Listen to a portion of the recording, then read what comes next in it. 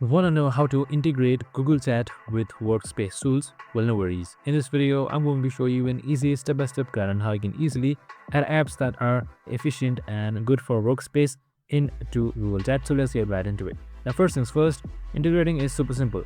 You need to create a space first or join to it. You can't just simply directly add it to our direct messages, but you need a space. So I have a space with me right here, named Safe Space. Now integrating is super simple. On the left side, you should be seeing this plus icon right here, this symbol like that. This is your Google Workspace tools. Now, integrating is super simple. These three comes first, that is Drive, Calendar, and MeClick. So you can just simply select any one of these. So if you want more of it, you can just simply select Explore right here and install accordingly. So if you want to install any Workspace things like GitHub and much more, it should load right here and I can just add it.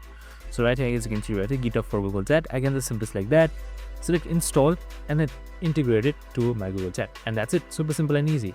Now after a while, it should automatically be installed. You can just simply sign in, install it, and integrate automatically. And that's it. I hope this video helped. If it did, make sure to like, subscribe, and tune in with us for more of the similar videos. See you in the next one.